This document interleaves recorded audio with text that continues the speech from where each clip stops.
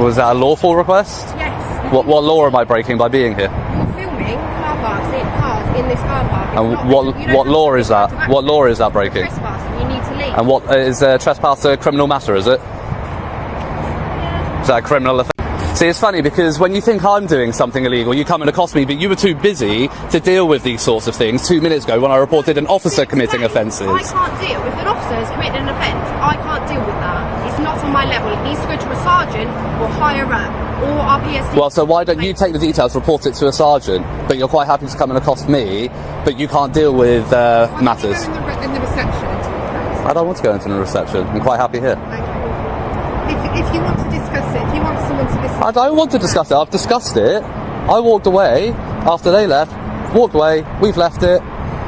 That's it. She's followed me and accosted me after we've had that discussion in a public area. This is a private car park. Right.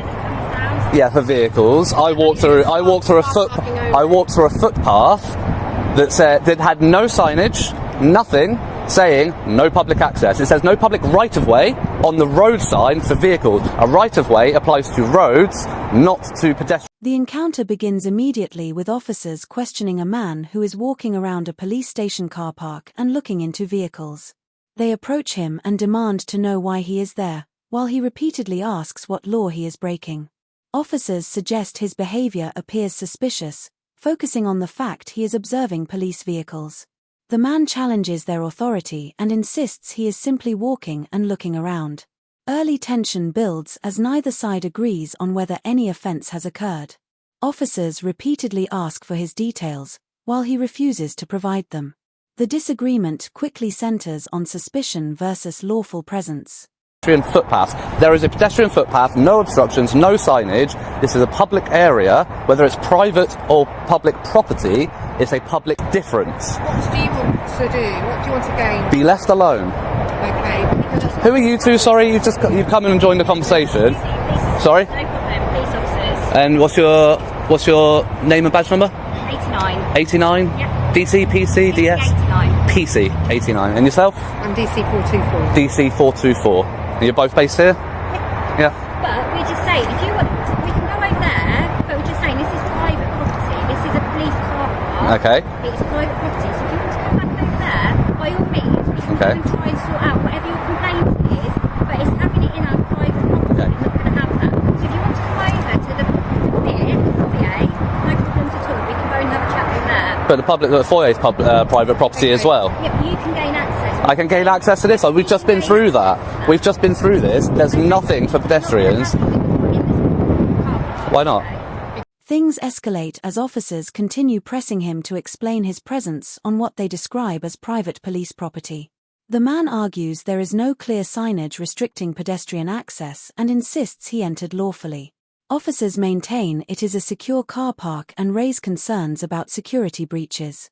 The man disputes this, pointing out that if he can walk in freely, it cannot be fully secure. Officers continue asking his purpose, while he insists he is just making a video. The conversation becomes repetitive, with neither side conceding ground. Tension remains steady and unresolved. Because it's a secure, and it could be, you could pose a security... Well, it's not secure, is it? If I've just managed to walk in here, it's not secure, is it? All right. You say secure, but it's not. What's your purpose for being on this car park? Because our concern is... I'm making a video. It's a security breach that we're concerned about. So we're happy to talk to you, but while you're here, we've got concerns about security breach. Do you have a warrant card or an ID card or something? You've given a call number. I've told you my call number. Thank you. Yeah, but your plane's closed, so I just want to see your warrant card as well. So I'm willing to listen to you. We're both willing to listen to you and hear what you have to say. But no, because you're just going to fob me off with the same stuff that the two PCs have. Private car park. Okay, so I'll give you a quick synopsis. Over here, please, because we're not... If a police, so you're a DC, so you're a ranking officer. No, we're all the same rank. You just said DC. Yeah. That's detective constable. Yeah. Is that not a higher rank than a police No, constable? Is it not? Okay, it's just a different area. In that case, then I don't want to talk. Then don't worry. I'll talk to a sergeant if you get me a sergeant. We've got a sign to say it's gated for a reason. Okay. So you see the no entry signs and that one. Like I said, private property, no public right of way. As we discussed, what right of way is not public access. A right of way is relevant to roads. That's what a right-of-way is A second stage of escalation begins as officers introduce the idea of a potential stop search under Section 1 of PACE. They explain they are concerned about his behavior around vehicles and lack of cooperation. The man immediately challenges this, asking what specific grounds exist for suspicion. He repeatedly questions whether looking around constitutes a legal basis for searching someone. Officers insist that his behavior and refusal to engage raise concerns. The man rejects this completely and argues that suspicion must be evidence-based. The disagreement becomes more formal as search powers are mentioned. Public right-of-way is a public road that people can access with a vehicle. As you can tell, I'm not in a vehicle. I'm not in a vehicle. If it's secure, right, so as you can see there... I'm not going through it all with you, well, you're going to try and do the whole, I know this legislation, I know that. I'm not really that fussed. I've just asked you to leave politely. And I've declined, yeah. Cool. I just don't really see the point in you being here. Like, I don't know... Well, I don't see the point in you being here either, but there we go. Right, this is my job. It's my job, I'm at work. It's my working place. Yeah, it's my place. This is my place of work right now as well. Oh, is it? Yeah. Hello, sir. Thank you. See, sensible, the most sensible person so far. Okay. Are you a sergeant? Yeah, I am. For my Thank you. Finally, right? Okay. Well, we'll move away from the PCs because. Are we already standing over there so the cars can move around? Oh well, the cars can move around. I mean, where's the car going to move? Here, it's fine. We've got plenty of room. Just asking where you stand. We've got plenty of room. I just want to move away from the PCs, to be honest. I want to talk to you. I don't want to talk to them. So if you can come with me and if you want to talk to me away from the others, that's fine. What I'm saying, sir, is there's operational police vehicles just moving here. That's fine. I'm quite conscious of the road. I've managed this. Have a conversation with you, but can we just do it there? I've managed this many years. I'll tell you what. After we finish talking, you want to stand back here for a second. Can we just talk over there? I'll tell you what. I'm not trying to be difficult. We can talk on the path here. My name's Pete. What's your name? Pete. Yes. And your collar number, Pete? My name's DS1446. Pete McGill. DS1446. Yes. The stop search begins under Section 1 PACE. Officers instruct him to cooperate while he continues questioning the legality of the search. He insists he has done nothing wrong and demands justification for the decision. Officers proceed with the search, stating they are acting on suspicion linked to his behavior near police vehicles. The man objects strongly and questions what they expect to find. He also challenges the handling of his belongings and the manner of the search. The interaction becomes procedural but remains highly tense. Literally arrived and witnessed a police constable. Yes. Straight away. First thing, as soon as I get here, parked on the roundabout. Right. On the double yellows. Yeah. Engine on, idling, okay. On his mobile phone. Right. So I go and approach. Yeah. He winds his window. So I ask him quite bluntly. I say, "Afternoon. Is there a reason you're parked on double yellows with your engine on your mobile phone?" Yeah. He says, "I'm doing work. I'm waiting for a prisoner to come out." And I said, "Okay." I said, "Are you on the phone to emergency services?" Yeah. "Are you paying at a drive-through?" Okay. No, he just rolls his window up.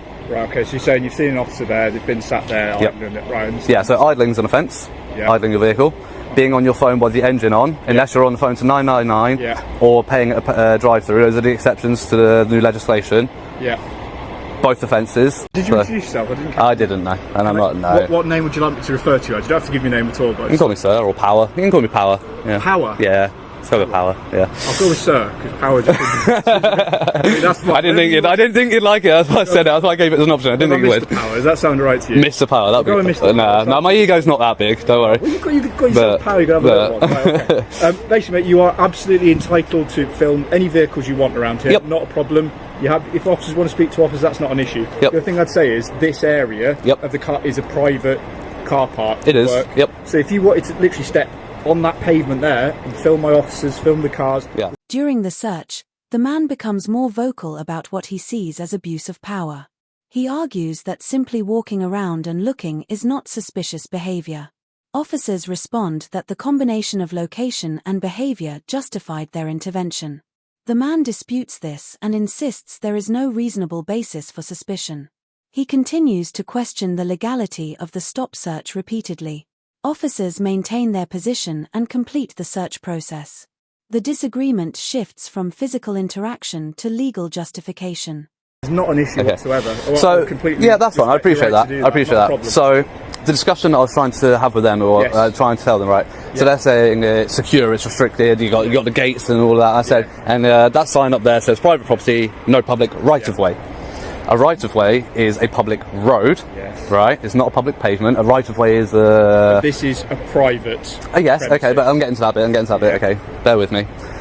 So, yes, it's private, but in a private premises, you can still have a public area. A public area does not define whether it's public property This or isn't not. a public area. Okay, so... But you're wanting to check. No, so as I've walked up towards the reception area, and then I've literally walked through here. Yeah. No signage for pedestrians saying private property, no public access. You know what? That would be the Completely key. agree with you. Yeah. All right. So yes, it is private property. Until I was asked to leave, Yeah. it's publicly accessible. It's still public area. It's still a public area. It's still publicly accessible. The only thing is, you have the right to repeal repeal that implied right of access. Yes, and you know what? Don't disagree with anything you've just said there, Mr. Powell. Not a problem. I There you go. agree the signage should be better here. Yeah. But equally, you're here to do an audit. I'm guessing that's your role. Well done. To do that, yes. It's not my first time on the road. Know what you can and can't do. Yep. I've got an absolute issue. Anything you've described so far, Yep. I don't have a problem with. In terms of the officer, and if you've had an issue, if you filmed something, if you do want to make a complaint about that. I don't want to go through online. I was told a sergeant could deal with it. I've got his collar number, I've got his name. Right. I want to report that to you now. If you want to take down his details, and you can deal with it. Right, we can have a chat about whatever's happened there. But in terms of, you've raised a few things, haven't you? So right now, that After the search, the focus moves to documentation and accountability. The man demands a copy of the stop search record and challenges officers on procedural correctness. Officers explain he is entitled to the record and will receive it. The man remains dissatisfied and continues criticizing the grounds for the search. Officers reiterate that he was searched due to suspicious behavior near police property. The exchange becomes less physical and more procedural. Tension begins to ease slightly. apply consent of the sign is removed. So are we okay just standing over here now that that's been removed so we can talk? No, I'm still going to stay here. Okay, but I'm trying to be courteous to you. I know, and I appreciate that, and that's why I'm not being as belligerent with you, but I am going to stand firm on where I stand, on where I am standing, literally. But I don't understand why, if we've just covered that it's private premises and that implied right has been removed. Yeah. Because I agree, it isn't enough signage. So can you help me understand that rationale? Because at the end of the day, they were... not a gentleman, I've not met him yet, but the ladies were so belligerent about it, in the fact that I absolutely couldn't be here and absolutely was doing something wrong, especially the blonde officer. So I tried to raise the incident with the guy parked in his marked vehicle and doing all of that. Tried to raise it with her, was not interested, not her business, because she's a response officer. But then as soon as I come on here, she's got time to deal with that, but she can't deal with that. So you see what I mean? That seems like favourability towards another police officer, the thick blue wall as we call it, standing behind the thin blue line, and not holding up her. No, I'm not saying you are, but she's not holding up her oath. Neither was the other gentleman I spoke to. But she's got plenty of time to come and deal with this, apparently, but she doesn't have time to deal with that. What I can say is, if anyone has in any way talked to you and you felt it wasn't being courteous, I can only apologise for that, because ideally we don't want to have that kind of discourse. It's not even about the courtesy. You're a switched on bloke. You know exactly what you do with these audits. You understand that they're going to provoke a reaction in terms of a security response. That's going to happen, isn't it? Not always. I've been to plenty of places, plenty of police stations, headquarters, where they just leave me to it. Okay, but I'd imagine they would have spoke to you at some... They would have said hello. They didn't say anything to you. Okay, well that might be because they didn't notice. Generally speaking... No, they see me. They might give a wave, but... in a police station car park going around different cars, we'd usually stop to say, just as I've done with you, I'm not demanding your details, you don't give me them, as you bloody well know. Not trying to make your life in any way difficult, and in fact, I want to help enable you to do your audit and what you want to do, but as you've just explained, once that right has been revoked for the private premises, it's been revoked. Right. So the fact that you have been treated poorly, or you feel like someone's been rude to you, that doesn't change the fact that it's been revoked, does it? And It doesn't, but once it's been revoked, it becomes an issue of civil trespass, doesn't it?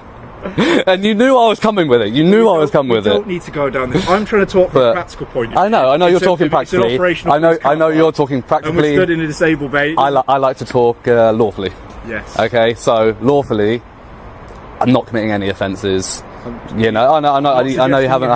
And you've requested that I leave, and I'm going to politely decline. I'm not going to be rude about it, because you may see it as rude that I'm declining in the first place, but I'm not going to be overly belligerent about it. I'm just going to say civil matter. And as long as you understand that if you are to stay here in this moment and you are to stand in front of a car that's trying to leave and conduct police work, that could obviously be obstructing the officers. Oh, sure, I would never do that. No. Yeah. I've made it this many years, being fully aware of roads and emergency vehicles.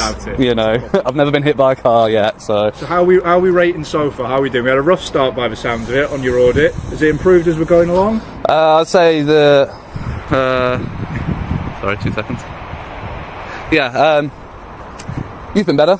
Yeah, I must admit. Yeah, so well, it's a learning experience for me. We don't have this every day. No, it's good to see a sergeant leading by example. Yeah. Hopefully, the PCs and DCs do pick up on your example. I know you want a bit of a reaction. No, I'm not giving a reaction. I'm genuinely stating that I really hope that they pick up on how you've led by example here, and they take some lessons on how you've dealt with this and how you've been so professional, calm about it. You're going to make me blush. You can compliment me like this. No, because you have, and you asked my name, but you didn't push it, so that's fine.